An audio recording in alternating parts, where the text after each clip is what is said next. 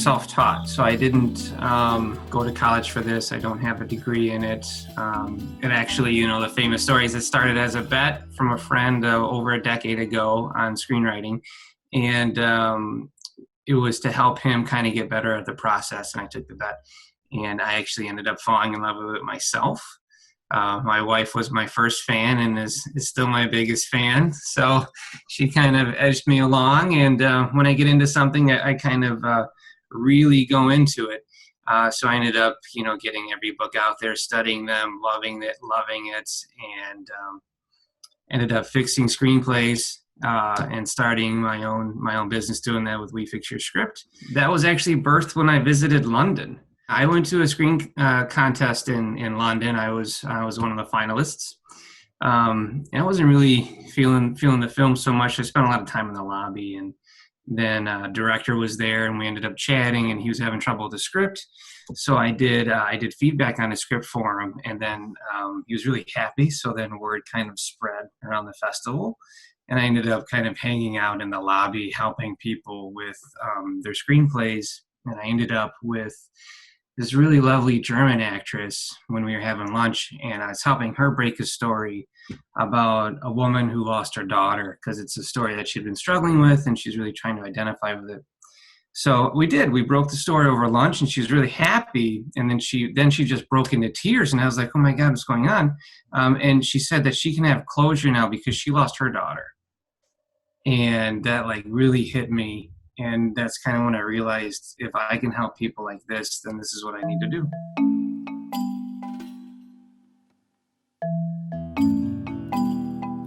I wanted to take all of screenwriting and really kind of melt it down into something that's palatable and easy to read and easy to go back to. And I wanted this to be the biggest little book in screenwriting, is what I like to call it. But actually it was because I got asked to travel down to Ghana, Africa, and teach filmmaking students their screenwriting. So I had to develop a 5-week course, which I did all of that, put all the work in, and getting ready to go down there, and then the plans fell through, and it didn't happen. So I had all this material and nothing to do with it. So what I did is I ended up traveling around the States, going to different film festivals, hosting seminars, and then inevitably people would walk up to me and ask me, well, do you have a book on this? And so, the natural progression was like, I guess I should write a book on this. People are asking for it. So I took my materials and I created the book, and it's skyrocketed. People really like it. I love the 3 T's. So it's time, talent, and tenacity. Those are my little secrets, and everybody has their own little thing. Some people think it's luck. Other people think it's who you know, but I've been doing this for over 10 years now. I think I'm actually coming up on 15. But from what I find, it's time, talent, and tenacity. I mean, you just have to put the time in, not only to make connections and build your network, but to get better at the craft. I mean, this is something, it's a lifelong process, and you have to put the time in to really create a product, basically a product that other people will fall in love with. It's not going to happen overnight. So you have to be patient, and you have to approach this craft as a student, really studying it, reading the masters, getting better, seeking help from peers, finding a mentor, and really growing. Talent comes along with that. So talent comes with you taking that student mindset and getting better and working on it. I think I use in the book that no one is born a blacksmith. They are trained to become a blacksmith, and then eventually they master it. And it's the same with us. So I always recommend finding a mentor or attending classes. I myself teach classes and mentor students and get to watch them change and grow. And it's absolutely beautiful. So I've heard other people say that you're either born with talent or not. And I think I just don't agree with it. Respectfully, I just don't. I think you can learn anything. I'm a dyslexic from Detroit, and I've got my own successes as a screenwriter. So I had everything stacked against me, and I'm making progress. So if I can do it, you can do it. And then tenacity. I mean, you just have to go forward, because in this industry, I mean, there's several walls built up to tell you no. And there's several obstacles that you have to kind of destroy to get past in order to eventually get that one yes, which is all you need. A good friend of mine, Joanne Hess, who's a talented writer and very and successful, she said something that I love. She says, nobody loves you until somebody loves you. And I just think that's really it. So you need that one person, that one producer, director that believes in you, that sees something in your project, and then that starts opening doors, and then they just start to cascade. Well, because you have to have someone who's traveled the path before to help you and direct you to where you need to go. They're not going to do the work for you, but they can at least take your work to the next level. And I knew I had gotten to that point. I had been writing for a long time, and I knew that I had stopped growing as an artist, and that the craft needed to grow more. And I had read every book I could find, and I just wasn't getting to the next level. And I started to see it in my work. So I found Richard Brandis. He is a LA writer and director. He did Dead Cold, he did Penny Dreadful. He's done some movies on Lifetime, and he took me on as his mentee, and started to break my writing apart and see where it could get better. And because I sent him my work, and he believed in me, and because of that, I mean, I think I was able to go into that next level and start growing even more. So yeah, mentorship is important. You have to be able to find that person that can show you where to go and which hazards to avoid, and call you out on it when you're not doing what you're supposed to be doing.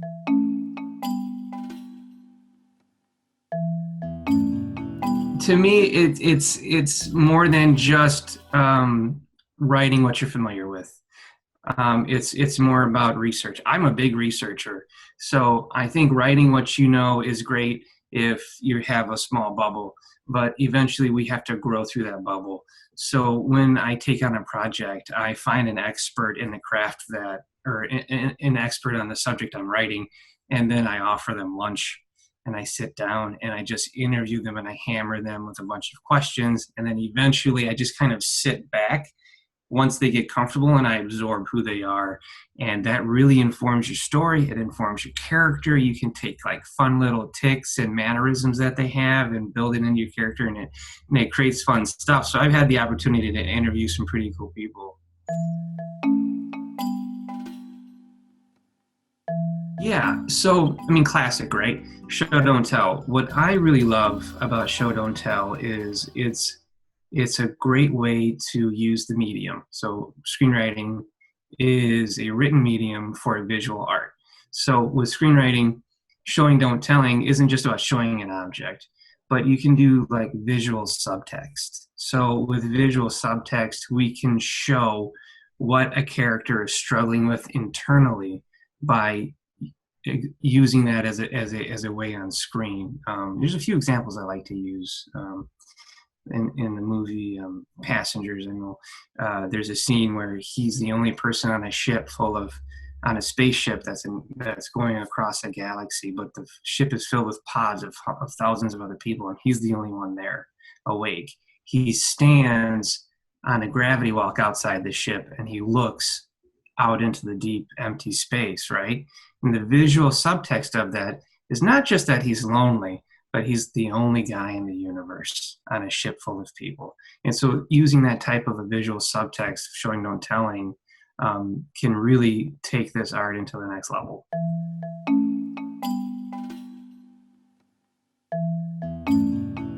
You know, I find that I like in dialogue, less can be more. You can say a lot with a short amount of speech, even a mannerism or a look, which can be an actor choice.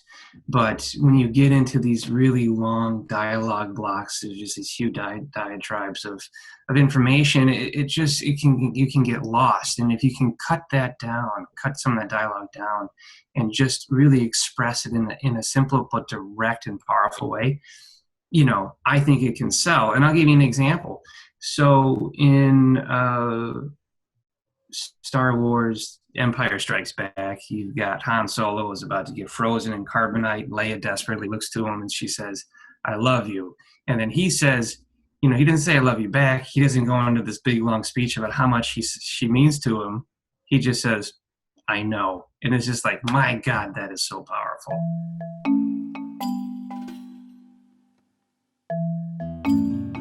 I run Script Summit, which is a top 20 screenplay contest in the world, which was rated by the Script Lab.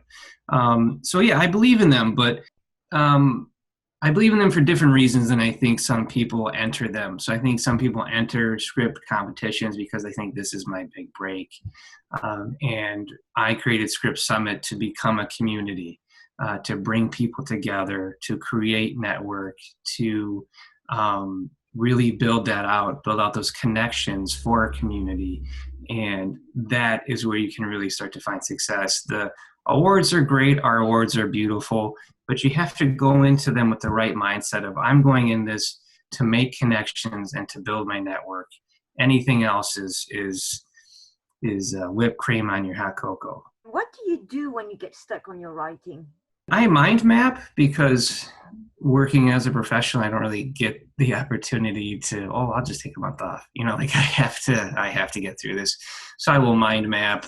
That's where you create a tree of ideas from a central idea.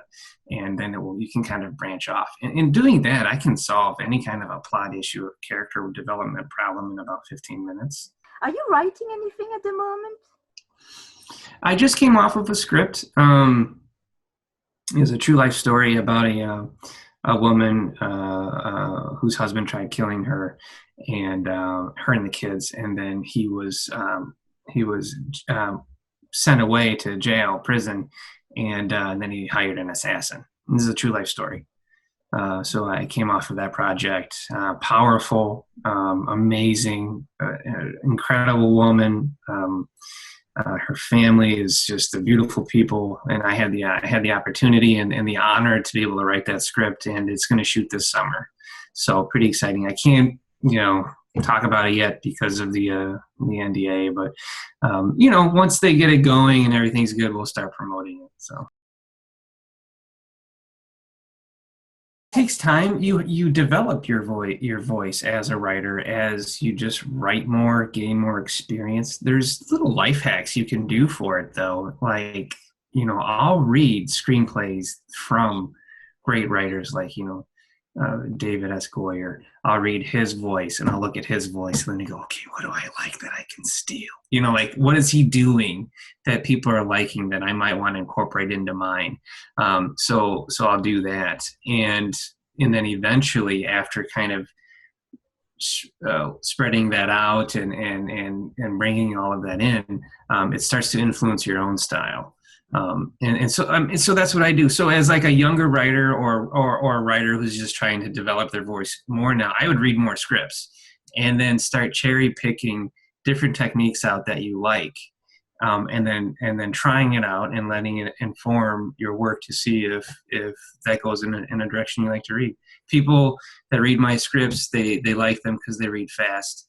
And they like how I do my writing, my blocks and stuff like that. Well, that's just because of practice.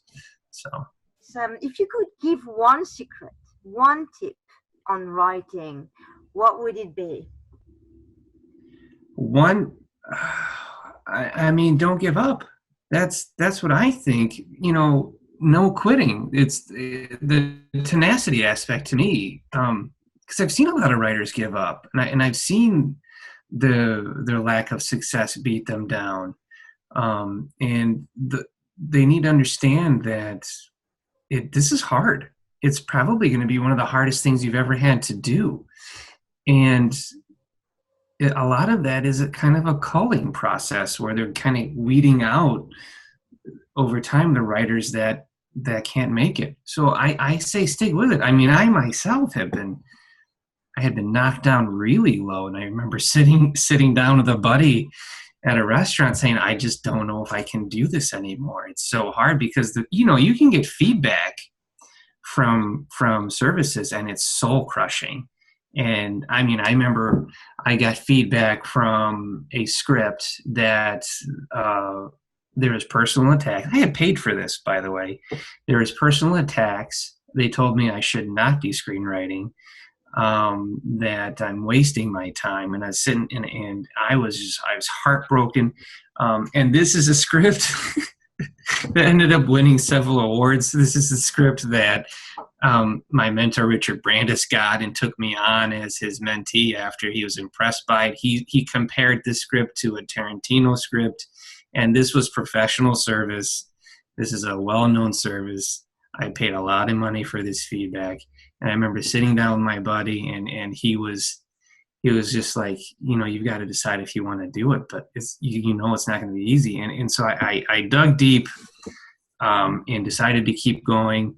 And now I've been lucky enough to take that experience and pass it on to people. And even with the book or with We Fix Your Script, I've been able to touch some writers' lives. And to me, that is the most honor. I'm just honored by it and fulfilled by it. It's just beautiful to be part of somebody's journey, even if it's for a moment.